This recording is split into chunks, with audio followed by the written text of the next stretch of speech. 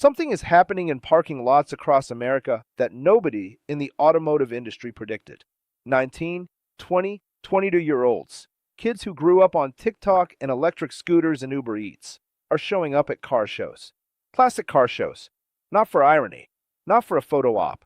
They're showing up because they actually care. And the old guys who've been wrenching on these machines for 40 years, they can't figure it out either. Let me paint you a picture. It's a Saturday morning. You're at a cars and coffee event somewhere in, let's say, Nashville, or Phoenix, or Cleveland. Doesn't really matter. This is happening everywhere now. And you'd expect to see the usual crowd.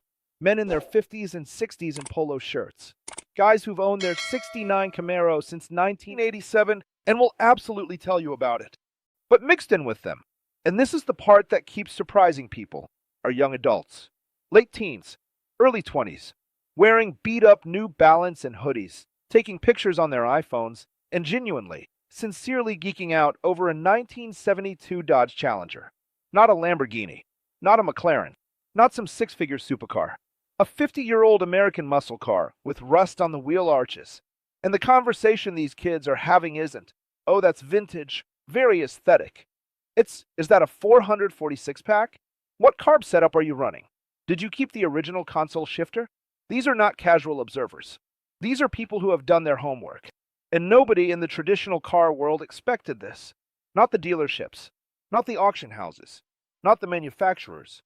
Because for the last 10 years, the story we were all told was that millennials killed cars. That Gen Z doesn't care about driving. That the future was autonomous vehicles and ride-sharing, and nobody under 30 would ever feel anything emotional about a machine with four wheels. And then, this happened. So what's going on? Why are these digital natives, kids who literally grew up without ever needing to know what a carburetor is, suddenly obsessed with classic cars? And more importantly, why do they specifically want the real thing and not the modern versions? That's the question that's going to take us somewhere interesting today. Let's start with what's actually happening in the market, because the numbers are genuinely strange. Classic car values have been on a slow and steady climb for decades. That's not new. Baby boomers with disposable income drove that market for years. But something shifted around 2020, 2021. Auction houses started noticing a demographic they'd never really seen before. Young buyers, not buying the six-figure muscle cars. Not yet, but buying the attainable classics. The project cars, the barn finds, the stuff priced between $8,000 and $30,000. The Haggerty valuation tool, which is the closest thing the collector car world has to a stock market index, started seeing a spike in searches from people born after 1996.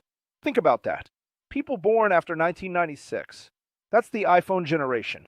The generation that was literally born after Google was founded. These kids are searching for 1967 Mustang values and 1970 Chevelle restoration costs. And here's the thing that really caught my attention. When you actually talk to these young people, and I've read dozens of interviews, Reddit threads, YouTube comments, forum posts, a pattern keeps emerging. They don't want to buy a new car.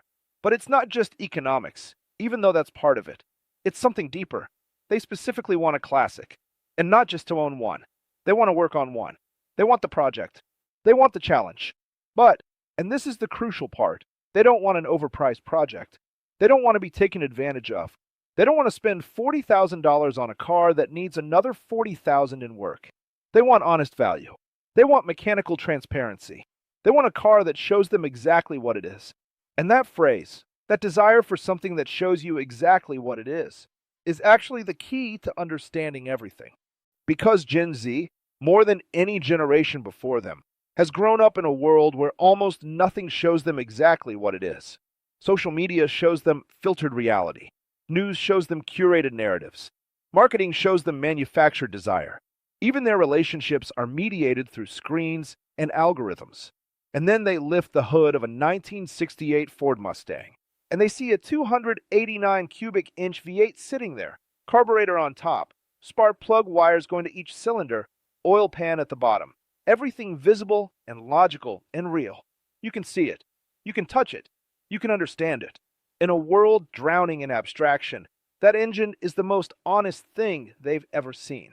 Now let's go a layer deeper, because this is where it gets really interesting. There's a psychological concept called tangibility bias. It's the human tendency to place more value on things we can physically interact with, understand with our hands, and see the direct results of our effort in. For most of human history, this wasn't a bias. It was just reality. You planted a crop, it grew. You built a fence, it stood. You fixed an engine, the car ran. The feedback loop between effort and result was immediate and physical. And then modernity happened. And then the digital age happened. And suddenly, an enormous percentage of human labor produces results that are abstract, invisible, and impossible to hold in your hands. A marketing manager spends 40 hours a week creating campaigns that are measured in impressions and conversion rates. A software developer writes code that turns into a feature that users may or may not notice. A financial analyst moves numbers in spreadsheets that represent money they'll never physically touch. And Gen Z has grown up watching this, and increasingly living this. They've worked their first jobs in retail and customer service and gig economy apps. They've watched their parents burn out in office jobs that are fundamentally disconnected from physical reality. They've gone to school for years preparing for careers that might be automated before they even graduate. And somewhere in that experience, something in them is hungry, really hungry, for something real. There's a researcher named Matthew Crawford who wrote a book called Shop Class as Soulcraft back in 2009, way before any of this was obvious, where he argued that working with your hands on physical objects provides a kind of psychological satisfaction that mental work simply cannot replicate. Not because mental work is less valuable, but because the human nervous system evolved over millions of years doing physical problem solving. And that part of us doesn't just turn off because we bought a laptop. Crawford himself had a philosophy PhD. He quit his think tank job to open a motorcycle repair shop, not because he was failing intellectually, but because he needed to fix things. And Gen Z, who has absorbed more digital information than any generation in history, who has had more screen time, more mediated experience, more simulated reality, is arriving at the same place Crawford arrived. They need to fix something. And a classic car is the perfect thing to fix. Because here's what a classic car offers that almost nothing else in modern life offers. It's a complex system that you can completely understand. Every problem has a mechanical cause. Every cause has a mechanical solution. You can diagnose it, source the parts, do the work, test the result. The feedback loop is tight and real. And when you're done, you have something beautiful, something that works, something that proves you figured it out. In a world where so much feels out of control, where systems are too complex to understand, where problems don't have solutions that a single person can apply, a classic car is a solvable puzzle. And Gen Z is desperately looking for solvable puzzles. Now here's where the internet comes in. Because you can't talk about Gen Z without talking about how they actually learned about any of this. Because here's the thing. Most of these young people did not grow up around classic cars.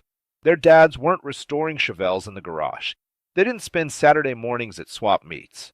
They learned about classic cars on YouTube.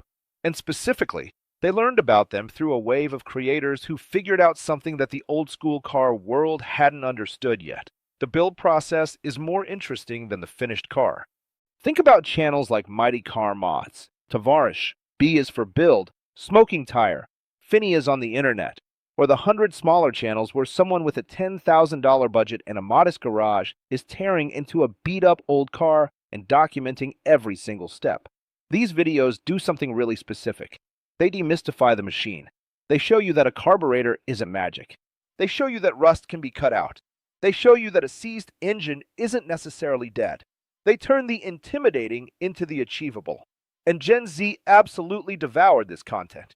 Because Gen Z learns from YouTube the way previous generations learned from vocational school. You want to know how to do a compression test? There's a video. You want to know how to rebuild a Holley carburetor? There's a playlist. You want to know what a rust-free California car looks like versus a rust-bucket Midwestern car? There are hours and hours of footage. These kids walked into the classic car world with more theoretical knowledge than many people who'd been wrenching for years. They just hadn't had the physical experience yet. And then there's the community side. Classic cars exploded on Instagram, TikTok, Reddit.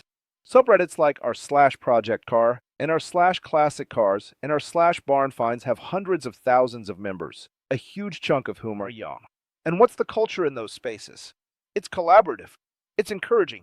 It's what's wrong with your car, and here's what worked for me, and don't give up. You're almost there. It's the opposite of the toxic gatekeeping that had kept young people out of car culture for decades. The old stereotype of the crusty old mechanic who sneers at you for not knowing something? That energy got roasted into oblivion by internet culture. Nobody's cool for making a beginner feel stupid anymore. And that shift in culture opened a door. But here's the other side of the internet's role in this story. And this is where it gets complicated. The internet also showed Gen Z exactly how badly they can get ripped off. Because YouTube didn't just teach them how to restore cars, it also taught them how dealers price cars. It taught them what a fair market value looks like. It taught them what needs a little work actually means in dollar terms. They watched channels where a creator bought a car for $8,000, spent $15,000 in parts and labor, and ended up with a car worth $18,000. They watched the math play out in real time, across dozens of videos, and they absorbed it. So when they walk onto a used car lot and a dealer tries to sell them a great project car for $45,000 with a list of undisclosed problems, they don't just feel suspicious. They know exactly why it's wrong. They've seen this before, on screen. They've watched someone else make that mistake, so they don't have to. And that's the real power of what the internet did here. It didn't just give Gen Z access to classic car knowledge. It gave them access to classic car wisdom, the hard-won, expensive lesson kind, at no personal cost. Let's talk about the automotive industry for a moment. And I want to be fair here, but also honest. The industry made a serious strategic miscalculation about Gen Z. For about a decade, the conventional wisdom was, young people don't want cars. They want Uber. They want Lyft. They want electric scooters. They're city dwellers. They're environmentally conscious. They're post-ownership. And some of that is true in certain segments in certain cities. But the industry took a real demographic observation and turned it into an absolute rule. And then they stopped making cars for young people. Or worse, they started making cars that they thought young people wanted. Cars that were basically technology products with wheels. Screens everywhere. Over-the-air updates. Monthly subscription features. Cars that are essentially impossible to work on yourself because the computer systems are locked behind manufacturer proprietary software. They forgot something fundamental about why people love cars in the first place. It's not just transportation. It's not just status. It's the relationship between the person and the machine. The sense that this object, which is extraordinarily complex by any measure, can become something you understand, something you control, something that is yours in a deep sense.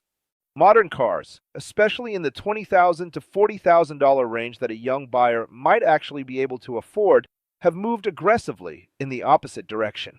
They've become sealed systems. Black boxes. You can't change your own oil without a software reset. You can't replace a battery without a dealer visit. You can't modify the engine management system without voiding the warranty and potentially bricking the car. And to a young person who grew up watching YouTube mechanics take apart engines piece by piece, that's not a feature. That's a prison. And then there's the pricing. Oh, the pricing. The used car market, post-2020, became something genuinely shocking.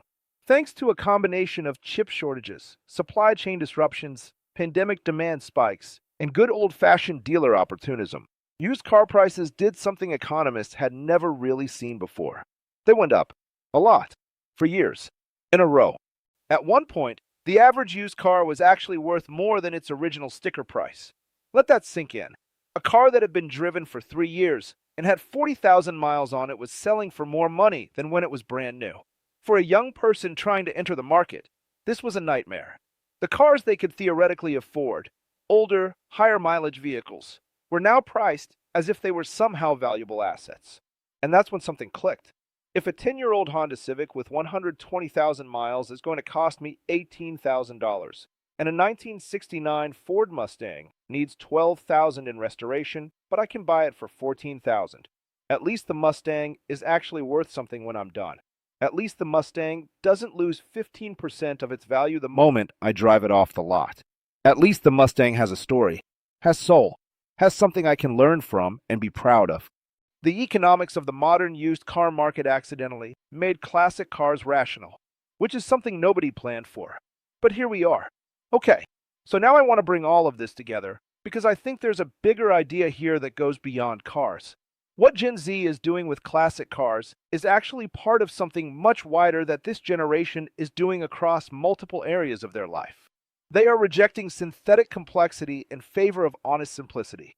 Think about it across the board: vinyl records, film photography, mechanical keyboards, cast iron cookware, handwritten journals, sourdough bread from scratch, buying from local makers instead of Amazon, building furniture from raw wood instead of IKEA flat packs. These aren't random, disconnected trends. They are all expressions of the same underlying desire. Give me something real. Give me something I can understand. Give me something where the quality is visible and the craftsmanship is honest. And crucially, give me something where my effort produces a result I can hold in my hands.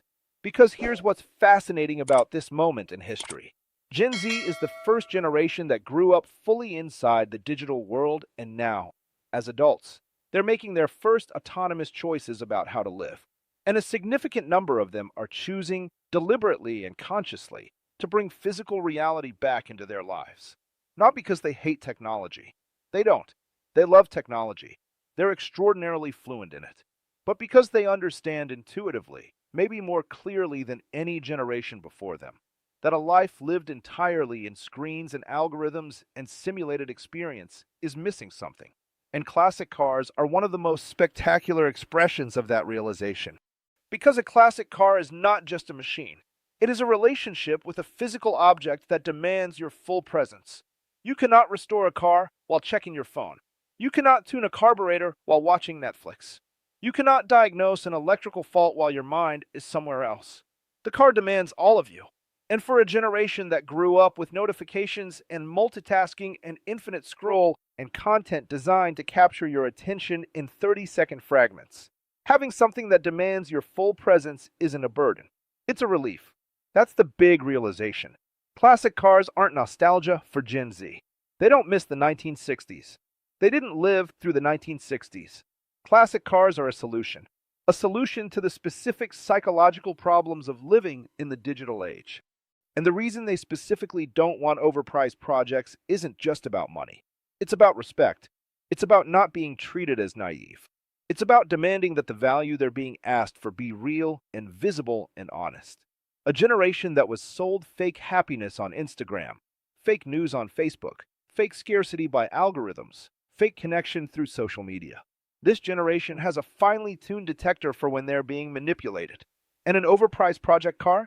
That's just another manipulation. A seller taking advantage of enthusiasm to extract money for something that isn't what it appears to be. Gen Z isn't buying that, literally and figuratively. So where does this go? I think there are a few things that are going to happen as this trend matures, and I think they're worth thinking about. First, the classic car market is about to be permanently reshaped by this generation's spending power. Right now, Gen Z is buying at the affordable end of the spectrum, sub-$20,000, sub-$30,000 cars. But give it 10 years. These kids will be in their 30s. Some of them will have serious incomes, and the classics they fell in love with at 22 are going to be their dream purchases at 32. Values for attainable American classics from the 1960s through the mid-1980s are going to continue to rise.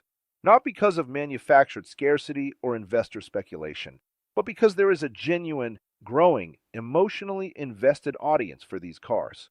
Second, the restoration industry is going to have to adapt, because Gen Z doesn't just want to own a classic car.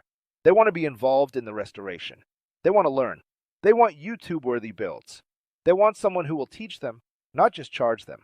The shops that figure out how to make young customers into partners, who invite them in, who explain the work, who treat them as apprentices rather than wallets, those shops are going to thrive.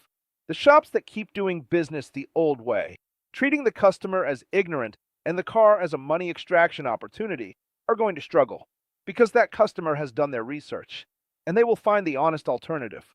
Third, and this is maybe the most interesting implication, this trend is a canary in the coal mine for modern car manufacturers.